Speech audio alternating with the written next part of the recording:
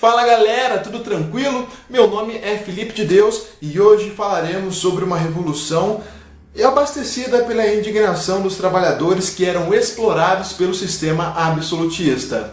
Tal revolução transformou a Rússia, antiga União Soviética, em uma das maiores potências mundiais. Atualmente, os russos são considerados imbatíveis e radicais, mas nem sempre foi assim. O Império Russo sofreu com miséria, com guerras perdidas e com crises econômicas.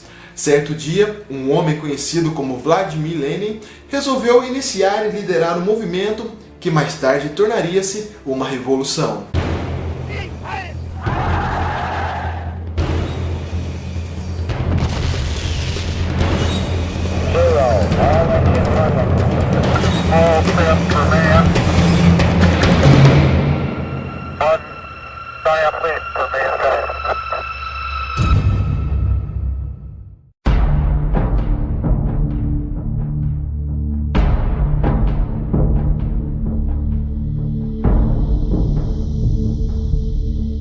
Do século XVI até o século XIX, o Império Russo viveu um sistema político chamado czarismo.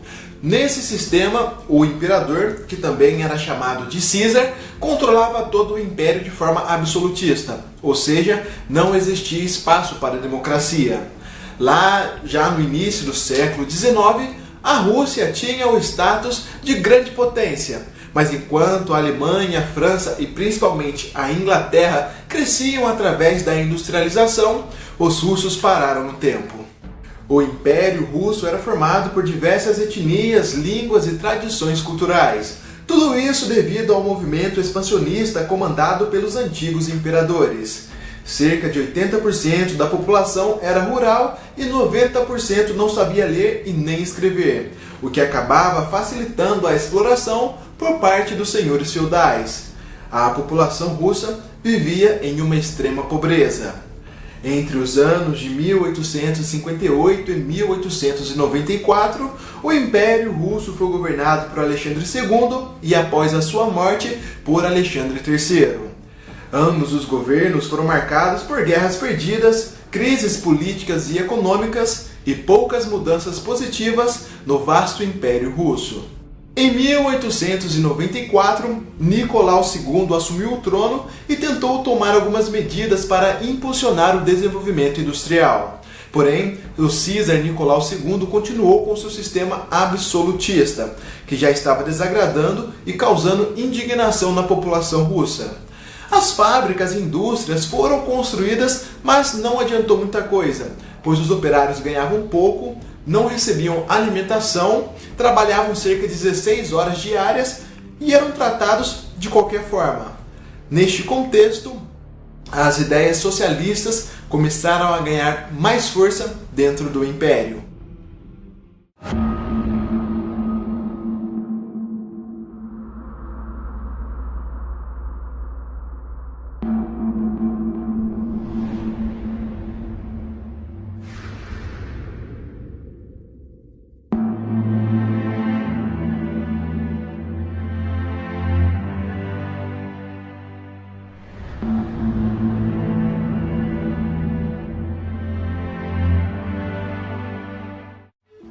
Após uma discreta evolução industrial, o Império Russo passou a ter mais envolvimento com a Europa Ocidental. Então, as ideias e pensamentos que estavam ganhando força no continente europeu começou a chegar até a civilização russa, fazendo com que surgisse mais partidos políticos. Em 1898, foi fundado o famoso Partido Operário Social Democrata Russo, que era um partido inspirado na doutrina comunista desenvolvida pelo filósofo alemão Karl Marx. O grande problema foi que o tempo passou e os membros deste partido começaram a ter vários desentendimentos por causa da revolução que mudaria de vez todo o império. Tal desentendimento acabou causando na separação do partido político em dois grupos, os mencheviques e os bolcheviques. Os mencheviques eram liderados por Yuri Martov e Georgy Plenakov. Eles defendiam a tese de que a revolução comunista na Rússia deveria seguir as etapas definidas por Karl Marx. Para o filósofo alemão, a burguesia deveria desenvolver o país através de uma reforma industrial, colocar fim no regime czarista e só depois a classe operária iniciaria uma revolução comunista. Os bolcheviques, liderados por Lenin, sustentavam a ideia de que a revolução poderia ser acelerada em um país sem quadros econômicos com alto desenvolvimento capitalista, como era o caso do Império Russo. Lenin acreditava que essa aceleração poderia ser protagonizada pela aliança entre a classe operária e a classe agrícola.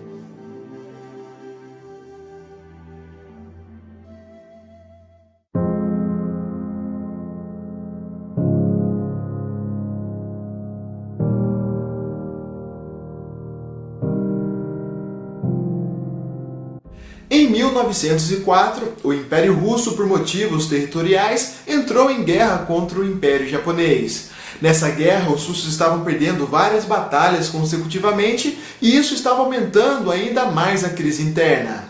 O Czar Nicolau II, com medo de perder todo o controle da situação, prometeu realizar várias reformas dentro do vasto Império Russo. Os burgueses aprovaram as ideias apresentadas pelo Czar, mas a classe operária e a classe agrícola novamente foram deixadas de lado. Em 1905, aconteceu o que o povo russo não esperava. O Império Russo perdeu a guerra para o Império Japonês. Para piorar ainda mais a situação, de todas as promessas e propostas feitas pelo Czar Nicolau II, apenas uma foi cumprida. Foi fundada, com poderes limitados, a Duma, um tipo de assembleia para representar as ideias da população. Cansados de serem tratados de qualquer forma, certo dia, centenas e centenas de russos de todas as classes sociais resolveram sair às ruas para fazer uma manifestação. Muitos não voltaram para casa. No dia 22 de agosto de 1905, em um domingo, o padre Gregory Gapone liderou uma manifestação pacífica que caminhou até o Palácio de Inverno do Nicolau II. O objetivo da manifestação era apenas entregar um conjunto de documentos com as reivindicações da população. Então, o imperador russo prometeu atacar a multidão caso não recuassem. O povo não recuou e Nicolau II ordenou que suas tropas disparassem. Centenas e centenas de russos foram mortos pelos próprios soldados. O gelo branco da neve que escorria pelo chão ficou todo manchado de sangue pelas pessoas que tiveram seus corpos perfurados pelos projéteis. Esse dia ficou conhecido como Domingo Sangrento e marcou o início da elaboração da Revolução Russa. Em 1914 começava a Primeira Guerra Mundial. A Rússia, que já havia sofrido uma humilhante derrota militar para o Império do Japão, entraria nessa primeira grande guerra para combater os alemães. Novamente, a civilização russa sofreria com mais um conflito e a queda do regime czarista era apenas questão de tempo.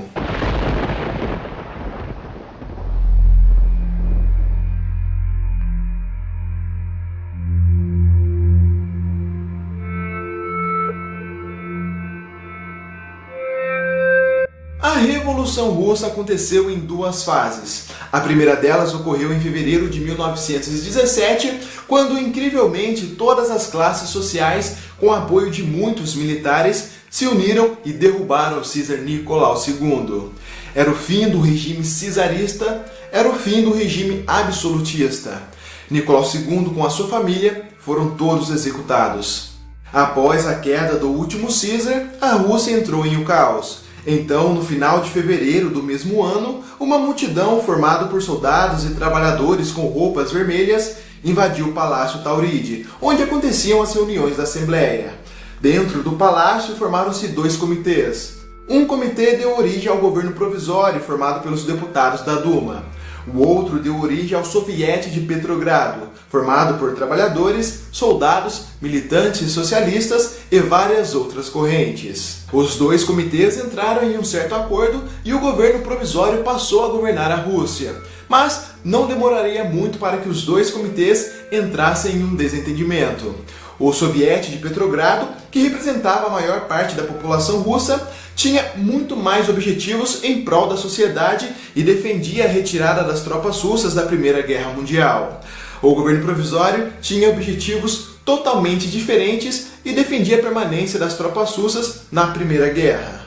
Mas a revolução não tinha acabado, não pelo menos para os sovietes. A segunda fase da Revolução Russa, também conhecida como a Revolução Bolchevique, ocorreu no mês de outubro de 1917. O governo provisório não tinha realizado tantas mudanças e estava muito longe de agradar a classe operária e a classe agrícola. Com isso, a postura política de Lenin ganhou mais força e os bolcheviques foram tornando-se os porta-vozes de todas as reivindicações. Os meses que decorreram após o primeiro golpe revolucionário foram marcados por intensas disputas políticas. Os bolcheviques estavam ganhando forte espaço na sociedade russa, mas, por outro lado, os opositores mencheviques também estavam conquistando vários aliados influentes. Só que a Primeira Guerra Mundial fez com que a crise de alimentos e medicamentos crescesse muito forte dentro da Rússia. Tudo que era fabricado, tudo que era produzido, era destinado aos soldados que estavam em combate. Então, a queda do governo provisório era iminente, pois também aquela doutrina comunista não estava sendo implantada como os revolucionários queriam que fosse. Ou seja, era questão de tempo para que os bolcheviques assumissem o poder supremo de toda a Rússia. Todo o poder aos sovietes. Esse era o principal lema dos bolcheviques. A Revolução de Outubro também foi liderada por líderes como Leon Trotsky, Grigory Zinoviev e pelo Karl Radek.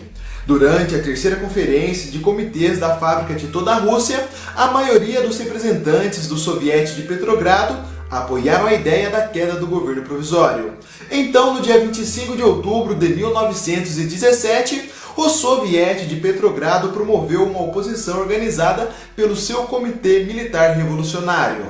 Essa ousada ação obteve sucesso e, semanas depois, o governo provisório foi dissolvido, colocando Lenin no comando supremo da Rússia em novembro de 1917. Era o fim da Revolução Russa, uma das maiores revoluções da história. Os bolcheviques finalmente tinham chego ao poder que tanto almejavam e agora bastava apenas implantar a ideologia comunista na Rússia. Assim que Lenin assumiu o poder supremo, várias medidas foram tomadas quase que imediatamente. Em março de 1918, foi realizado o pedido de paz imediato e foi assinado com a Alemanha o Tratado de Brest-Litovsk, no qual os russos abriram mão do controle de vários países. As terras foram redistribuídas para os trabalhadores de campo, os bancos foram nacionalizados e as fábricas passaram para as mãos dos operários. Sempre existirão ideias e pensamentos diferentes entre os homens, e isso sempre resultará em guerra.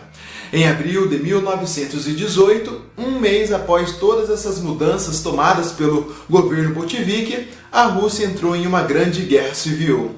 De um lado estava o recém-criado Exército Vermelho, comandado pelo Leon Trotsky, e do outro lado estava o Exército Branco, comandado pelos mencheviques e apoiado por países como França e Estados Unidos. A Guerra Civil acabou em 1921 com a vitória dos bolcheviques, mas custou muito caro para toda a Rússia. Muitos morreram e a economia, que buscava uma certa estabilidade, acabou sendo abalada por mais um conflito. Visando promover a reconstrução do país, Lenin criou a Comissão Estatal de Planificação Econômica e logo depois teve que se adaptar com a nova política econômica, que ia totalmente contra as ideias comunistas. A Revolução Russa mostrou que a união das classes sociais é capaz de derrubar o mais poderoso sistema político. O comunismo, na teoria, faz muito bem, mas na prática é outra história. E os bolcheviques viram muito bem isso quando tentaram recuperar a economia do país. Em 1922, Lenin, juntamente com líderes como Joseph Stalin, fundou a lendária União das Repúblicas Socialistas Soviéticas. Era o início de uma nova lenda.